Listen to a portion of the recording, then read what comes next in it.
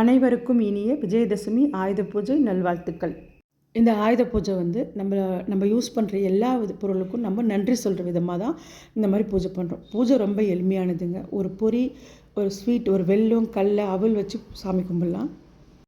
அப்படி கும்பிடும்போது நம்மளுக்கு அந்த பொருள் வந்து ரொம்ப நாள் நீடித்து வரும். ஒரு மிக்ஸி கூட நம்மளுக்கு சமைக்கும்போது அவசரமாக ஆஃபீஸ் போகிறோம், வேலைக்கு போகிறோன்னா நம்மளோட அது நல்லா ரிப்பேர் ஆகாமல் இருந்தால் தான் நம்மளுக்கு வேலை சீக்கிரம் ஆகும். அதனால் ஃபஸ்ட்டு போகிற மாதிரி இந்த மாதிரி பூஜை போட்டோன்னா மிக்ஸி, கிரைண்டர், வாஷிங் மிஷின் இதெல்லாம் வந்து ரிப்பேர் ஆகாமல் நல்லா நம்மளுக்கு யூஸ் பண்ணுறதுக்கு நல்லாயிருக்கும், உழைக்கும். அதனால தான் இந்த பூஜை பண்ணுறது. அதே மாதிரி கடைங்களுக்கும் நம்ம பூஜை பண்ணுறோம். கடை, ஆஃபீஸு, ஜவுளி கடை எதுவாக இருந்தாலும் அந்த தொழில் வந்து நல்லா நடக்கணும், எந்த விதமான பிரச்சனையும் இருக்கக்கூடாதுன்றதுக்காக தான் வருஷத்துக்கு ஒரு முறை நம்ம முன்னோருங்கள்லாம் அந்த மாதிரி பூஜை பண்ணி அந்த சரஸ்வதியை வணங்குறது வழக்கம். வித்யா ஆரம்பம் பண்ணுறது புதுசாக வந்து ஸ்கூலில் சேர்க்குறதுக்கு குழந்தைங்கள வந்து ரொம்பவே நல்லது.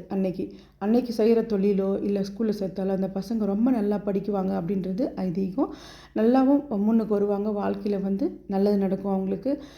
அந்த படிப்புன்றது வந்து ரொம்பவே கூர்மையாக இருக்கும். இந்த விஜயதசமியில் சேர்க்கும்போது பசங்களை ஸ்கூலில் அந்த படிக்கும்போது அவ்வளோ அருமையாக அந்த பசங்க வந்து நல்லா படிப்பாங்க. பூஜை மருந்து இது மாதிரி தான் நாங்களும் கடைக்கு, வீட்டுக்கு எல்லாத்துக்கும் பூஜை போட்டோம்.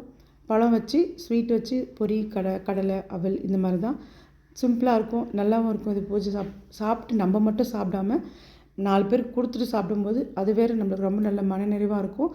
அந்த நாளே வந்து ரொம்ப நல்லாயிருக்கும்.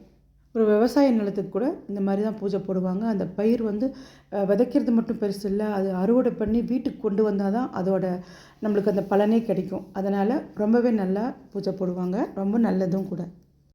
இதே மாதிரி தான் நாங்கள் எப்போவும் வருஷம் வீட்டுக்கு கடைக்கெல்லாம் போடுவோம். அண்ணனும் தங்கச்சியும் நவராத்திரி முடிஞ்சு வீதி உலா வந்தாங்க. பெருமாளும் காளியம்மாவும் சூப்பராக சிறப்பாக மனநிறைவாக பூஜை கொடுத்தோம்.